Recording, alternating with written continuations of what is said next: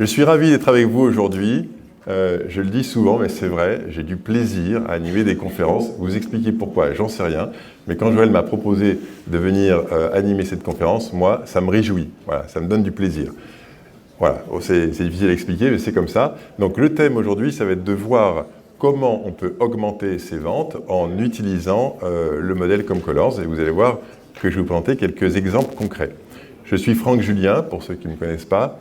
Je suis créateur du modèle ComColors que j'ai créé en 2006.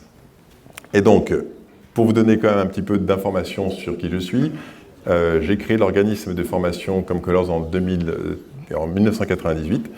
Voilà, on a maintenant plus de 55 000 personnes qui ont répondu au questionnaire ComColors.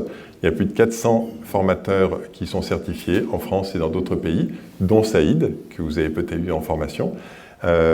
Voilà, et puis on a réalisé un certain nombre d'outils digitaux et aujourd'hui je vais vous en montrer quelques-uns qu'on va utiliser ensemble.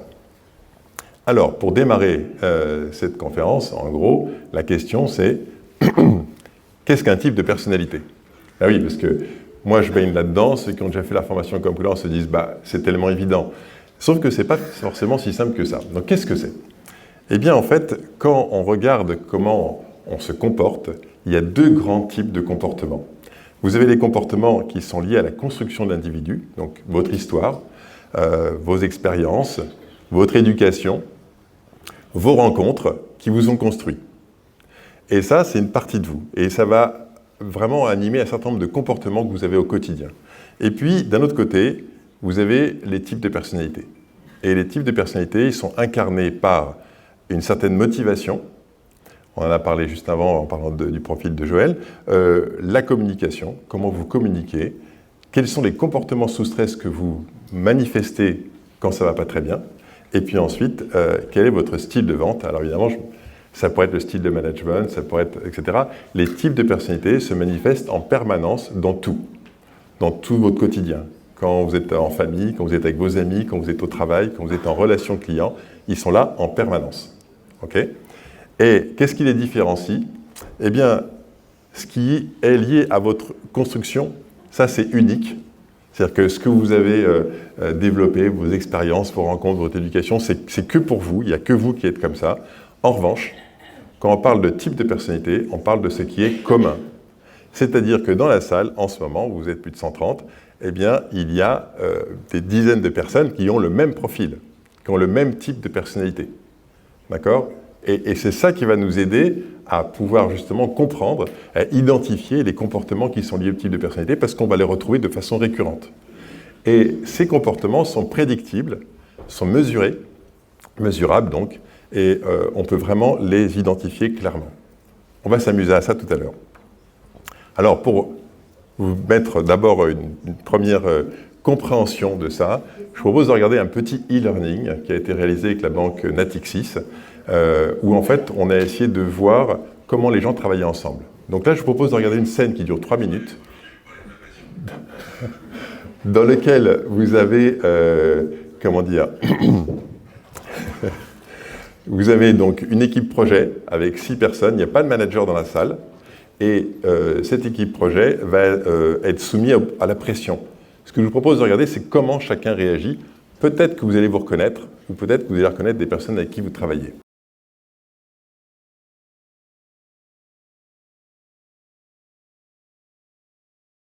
Bon, eh bien je crois qu'on a fait le tour. Il nous reste 1 mois pour boucler. C'est tendu mais ça passe. Si tout le monde fait bien son boulot, on ne devrait pas avoir trop... Oui, Christine. On est en réunion là, c'est urgent? Oui, c'est le client qui appelle. Je lui ai dit que vous étiez tous en réunion, mais il a dit que ça tombait bien justement. Je vous le passe. Allô? Bonjour à tous. Bonjour. Je vous appelle en urgence. Vous vous rappelez sans doute que je devais montrer le projet en l'état à mon directeur vendredi dernier. Absolument. Ça s'est bien passé, j'espère. Oui, très bien même. Il a adoré. Ça, c'est la bonne nouvelle. La mauvaise, c'est que du coup, il veut montrer l'application au mondial qui a lieu dans 15 jours. Et que pour ça, il va avoir besoin d'une version jouable. Bon, je sais qu'à cette date, le projet ne sera pas complètement bouclé, mais il faut juste une version qui lui permette de faire une démonstration sans problème. Pour le reste, la deadline ne change pas, je vous rassure. Ça vous paraît possible? Bien sûr que ça nous paraît possible. On voit ce qu'on peut vous proposer et on vous rappelle, d'accord? Parfait. J'attends votre appel alors. À tout à l'heure. Bon alors, comment on fait? Une chose est sûre, c'est qu'il faut y J'en ai aller. marre, à chaque fois c'est la même Là, chose. les gars, il va falloir se serrer les Bon, coudes. et pour le planning, on fait comment? Ça va nous attirer des ennuis à tous les coups. Bon, si tout le monde parle en même temps, on va pas aller loin, ça c'est sûr. Le mieux serait peut-être que chacun donne son avis, pour avoir une vision complète et prendre la meilleure décision. Bruno, tu en penses quoi? Pour moi, c'est simple. C'est tout le projet qui est remis en question. Depuis le début, nous travaillons avec un planning extrêmement détaillé, tâche par tâche et jour par jour, jusqu'à la livraison finale. Dans 15 jours, on devait avoir une version bêta. Vous savez comme moi que dans une bêta, il y a tout, mais que rien ne marche complètement. Et là, on nous demande une version où il n'y a pas tout, mais où ça marche parfaitement. Qu'on le veuille ou non, et même si la deadline n'est pas reportée, ça remet en cause le planning, donc le projet.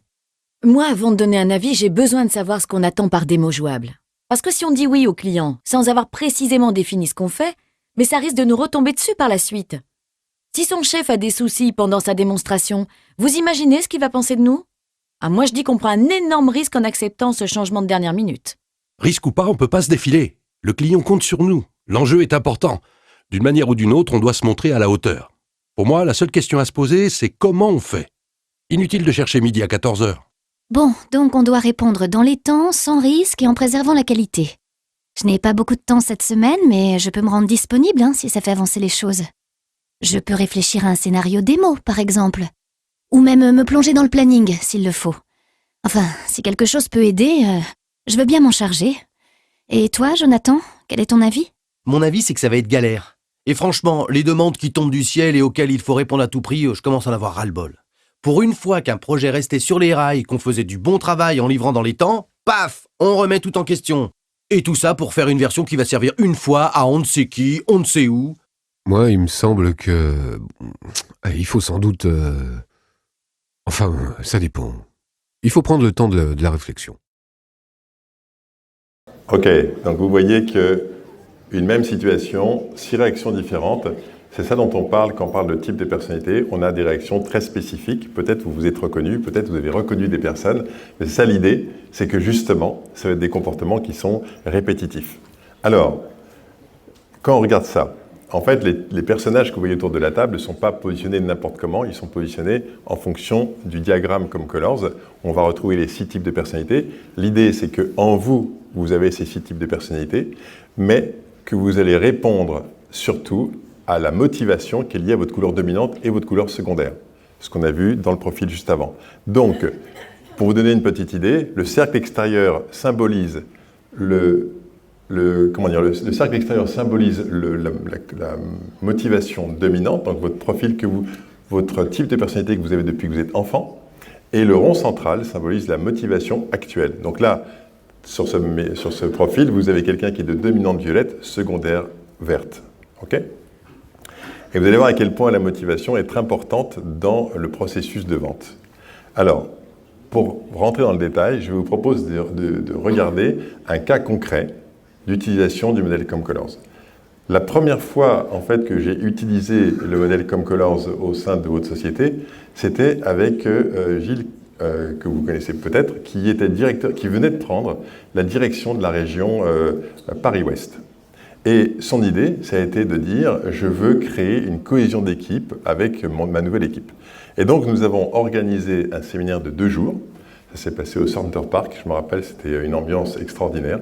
Vraiment très très chouette.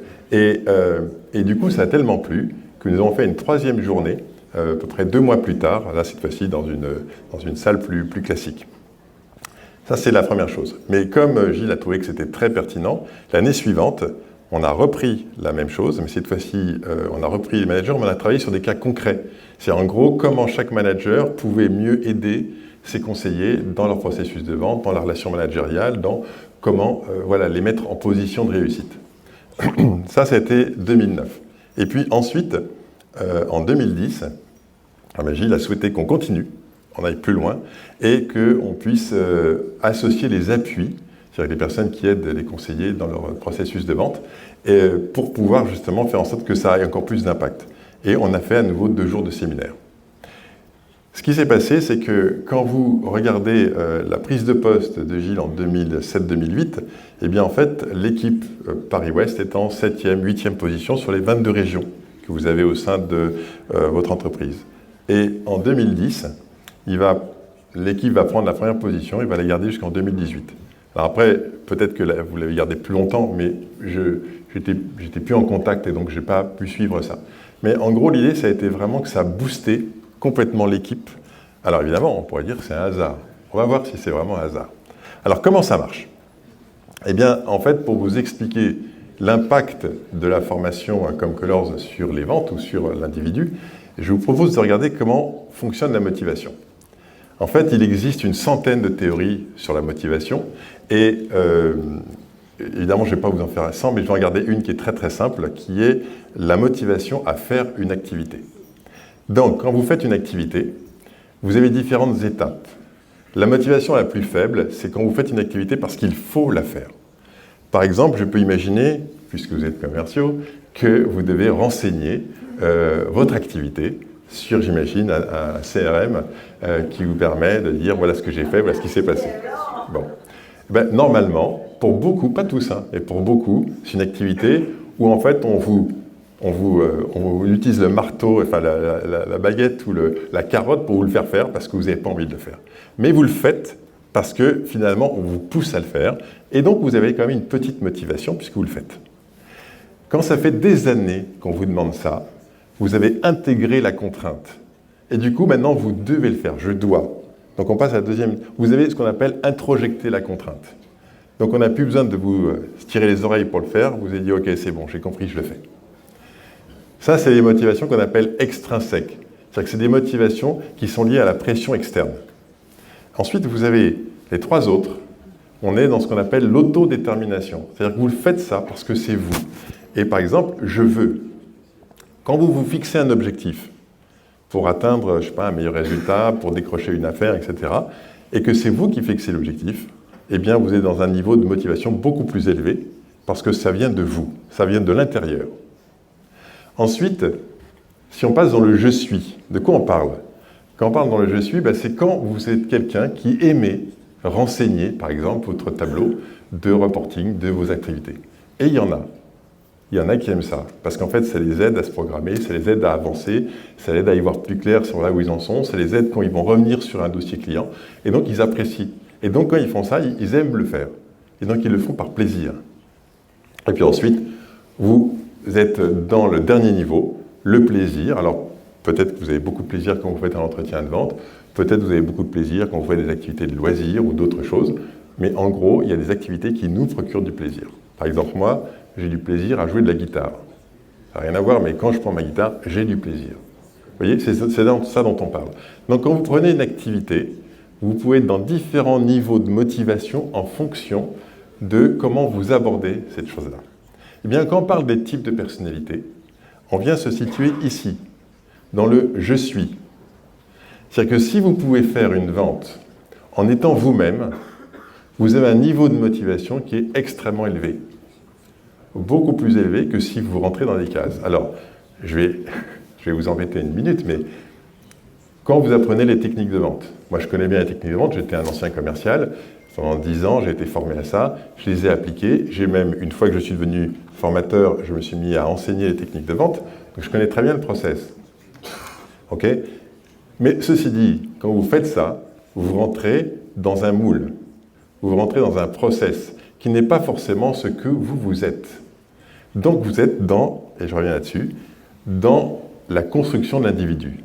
Vous êtes dans l'adaptation de votre comportement à la situation. Et d'une certaine manière, on pourrait dire que quand vous êtes dans ça, vous êtes dans la conformité. C'est-à-dire que vous êtes dans « je suis le chemin qu'on m'a demandé de suivre ». Je ne dis pas qu'il est négatif, hein, parce que c'est là qu'on acquiert des compétences. Quand on acquiert de nouvelles compétences, on est dans cette adaptation, on est dans l'apprentissage. Okay ? Mais quand on est dans le type de personnalité, eh bien on est dans être soi. C'est-à-dire que vous allez faire les choses telles que vous êtes. Et c'est ça qui va vous donner de l'énergie. Et la différence entre les deux, c'est que quand on est dans la conformité, il n'y a pas de motivation. Donc on peut faire les choses, très bien, mais il n'y a pas de motivation. Alors que quand on est soi, on a de la motivation. Et c'est pour ça qu'il y a autant de puissance à utiliser et à comprendre et à connaître son type de personnalité dans le processus de vente. Allez, j'avance et je vous emmène dans le deuxième cas concret. En fait, Gilles était tellement convaincu par le modèle ComColors qu'il a fait en sorte de me faire rencontrer Thierry, donc directeur commercial France. Et donc j'ai animé 2 séminaires, 2 années de suite. Vous savez, le séminaire de fin d'année avec les directeurs régionaux. Et la première année, on a fait ComColors. Voilà. Et donc, m'étant rapproché de Thierry, je lui ai dit, voilà, moi j'ai un rêve, j'aimerais faire un test grandeur nature sur l'utilisation du modèle ComColors sur la vente. Je voudrais que je puisse faire vraiment un test. Et j'ai besoin vraiment d'avoir carte blanche, de ne pas me dire comment je dois faire, mais me laisser faire complètement. Et donc, ce qu'on a fait, c'est qu'on a choisi la région, donc il a été d'accord, évidemment, sinon je ne vous raconterai pas l'histoire, on a choisi la région Centre-Ouest, qui était, mon interlocutrice, c'était Agnès, qui était formée au modèle ComColors et qui était également convaincue de l'intérêt. Et pourquoi on a pris cette région-là? Parce qu'elle était complètement au milieu de tableau. C'était la 11e région sur 22. C'est le choix de cette région. On s'est dit, on prend la région la plus normale, on va dire, qu'on puisse trouver. Et voilà ce qu'on a fait. D'abord, j'ai commencé par faire une cohésion d'équipe avec Agnès et son équipe de managers. 2 jours de formation, toute simple, en mois de janvier 2016. Et puis ensuite, on a laissé passer 2-3 mois, histoire que les managers digèrent un peu le truc, parce que ceux qui ont suivi la formation ComColors savent à quel point ça fait bousculer à l'intérieur de soi. C'est pas que c'est compliqué, mais ça vient, vous allez voir pourquoi, ça vient bouger des représentations internes. Et ensuite, on a décliné ça avec chaque manager et chaque équipe. Moi, j'ai pris 2 régions, enfin j'ai pris 2 équipes, Poitiers et Niort.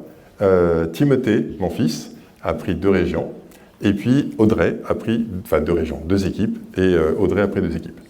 Et j'ai choisi Timothée et Audrey parce qu'ils n'avaient aucune compétence commerciale.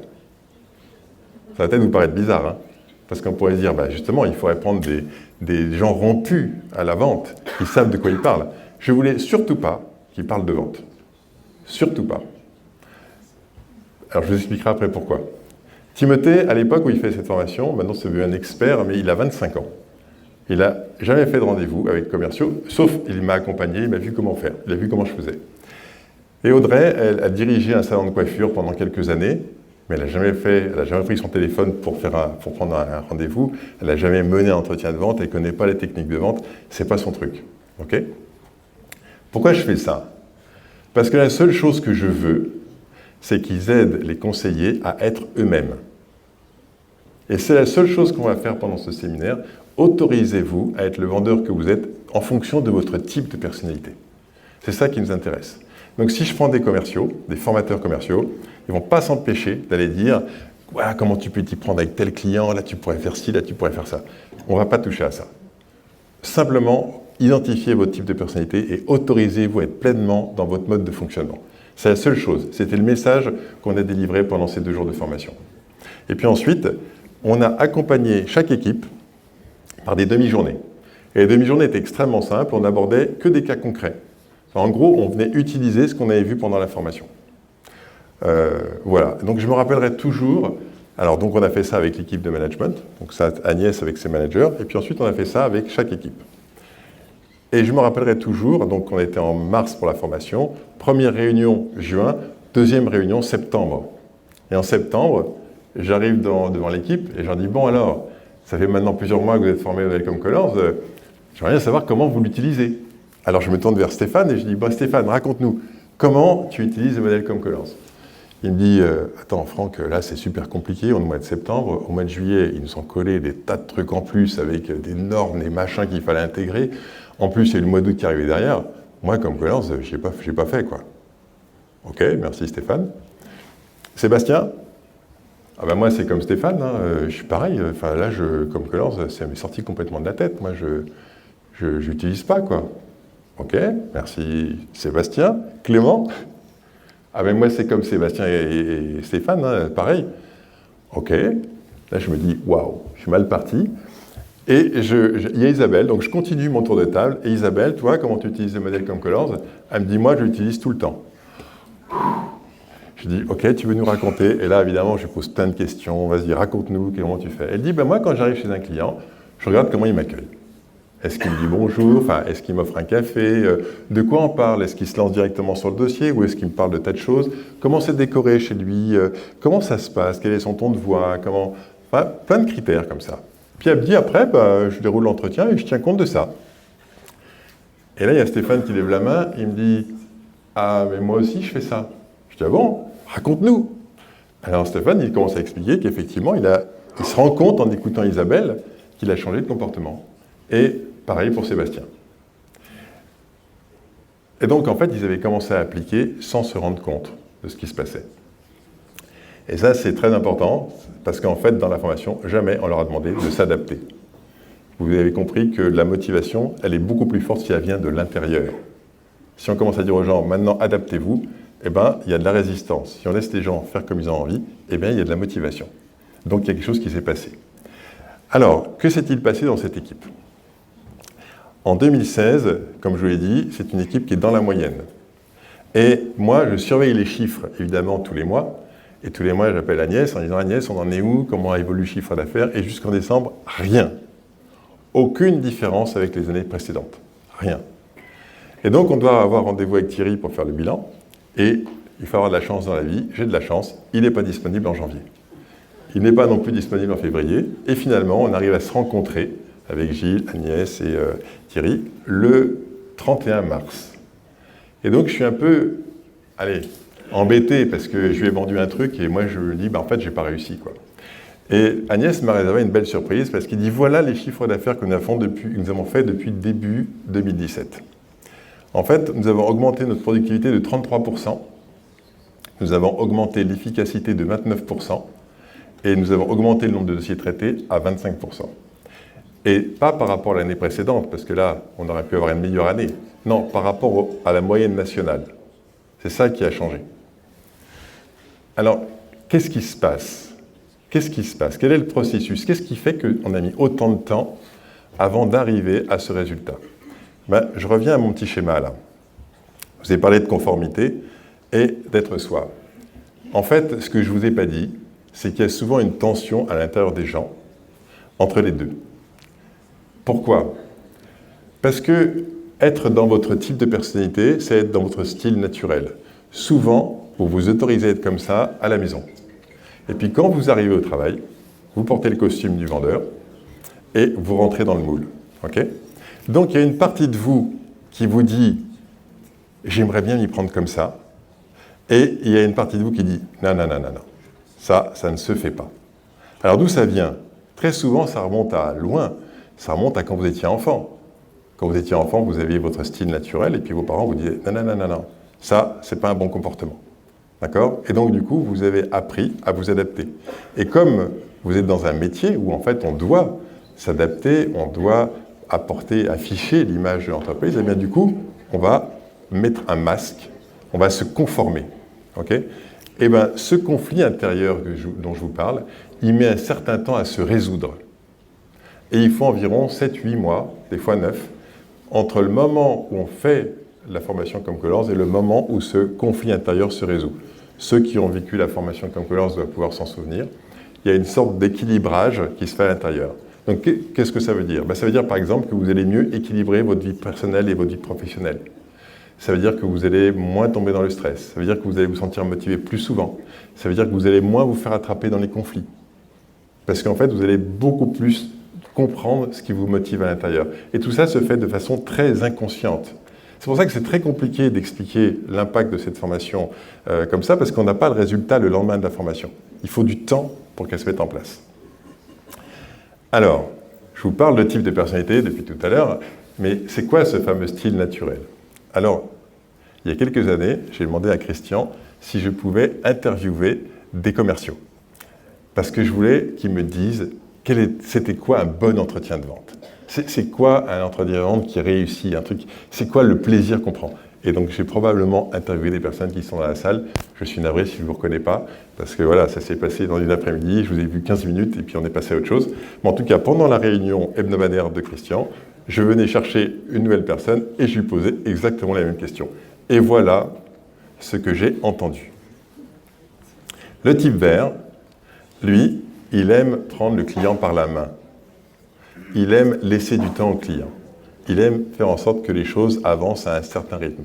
Et la personne qui m'a raconté ça m'a dit, moi, quand je suis arrivé dans l'entreprise, dans l'entreprise, on m'a pris par la main, on m'a accompagné, et bien moi, je fais pareil avec les clients. Voilà le style de vente d'un type vert. Prend son temps. Le type jaune, lui, il aime sortir du cadre. Il aime afficher sa différence. Et la personne que j'ai interviewée m'a dit, en fait, moi, le meilleur rendez-vous, c'est quand j'arrive à emmener le client au café du coin pour faire le contrat. Pourquoi je l'emmène au café du coin pour faire un truc? Parce que ça me gonfle de faire ça dans le bureau, là, de faire toujours le même truc, assis là en face de l'autre. C'est ennuyeux au possible. Et donc, je ne veux pas vivre ça. Donc, j'essaie d'emmener mon client au café du coin. Et quand je réussis, alors là, c'est l'éclate. OK? Donc, il aime sortir du cadre. Le type orange, lui, il aime rendre service. Il aime créer du lien avec son client. Et la plupart des types orange disent « Je sais que je ne devrais pas aller chez mon client pour lui apporter juste ce document. Je pourrais lui envoyer par la poste. Je pourrais lui envoyer par mail.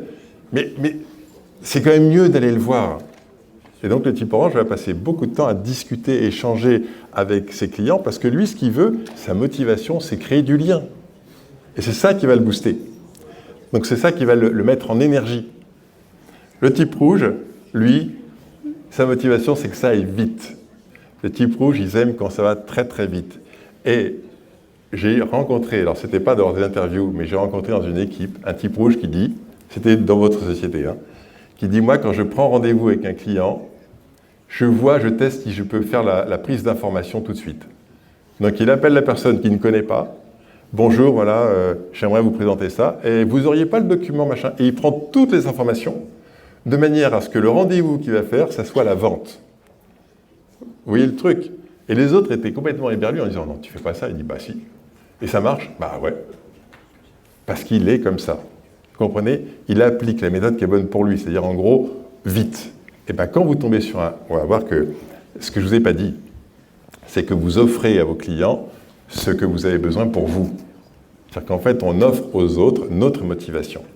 Et bien quand vous tombez sur un client de type rouge, un rendez-vous qui se rend 3 fois avec 1 heure à chaque fois, ça le gonfle. D'ailleurs, vous voyez les clients qui se lèvent, qui bougent, qui vont chercher des trucs. Ils n'en peuvent plus de ce rendez-vous qui dure 1 heure. Pour un type rouge, un rendez-vous d'1 demi-heure, c'est parfait. Vous arrivez, ou 1 demi-heure, vous signez, c'est bon. D'accord?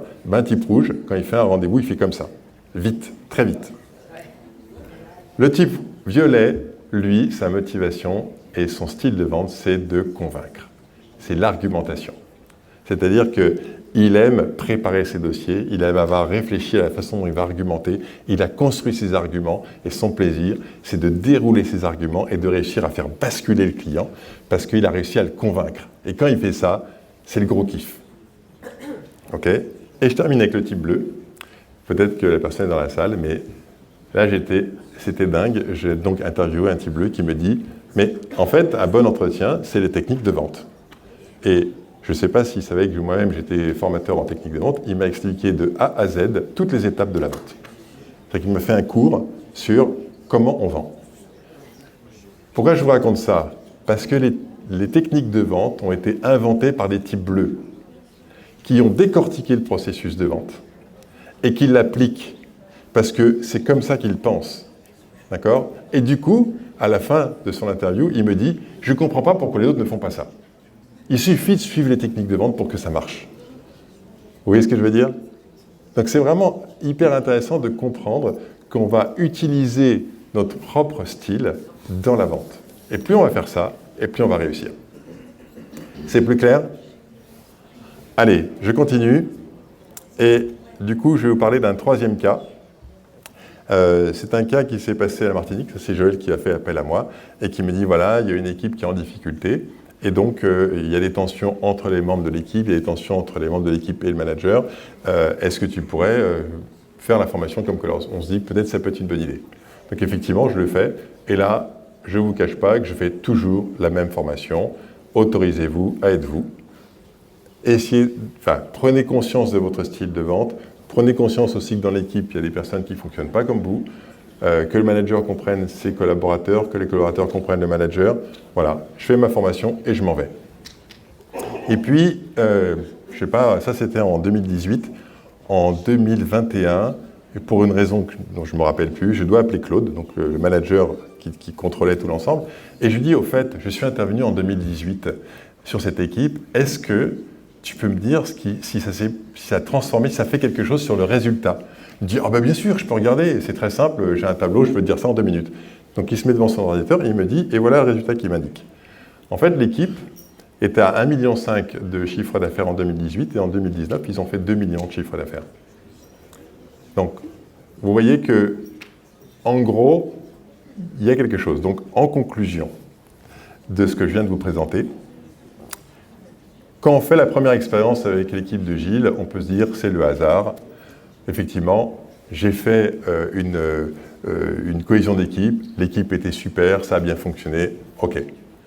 Quand on arrive sur l'expérience numéro 2, où là je décide de mesurer l'impact de la formation, on se dit ah, quand même c'est super étonnant comme résultat.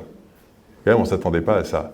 Mais comme il y a un délai entre le moment où on forme et le moment où on a le résultat, on peut se dire bon, encore un doute. Mais quand vous avez la 3e expérience, et que dans les 3 fois on a appliqué exactement la même pratique, on peut commencer à penser qu'il y a une corrélation entre le fait de s'autoriser à être soi et le fait d'augmenter ses ventes. Voilà, je vous remercie beaucoup.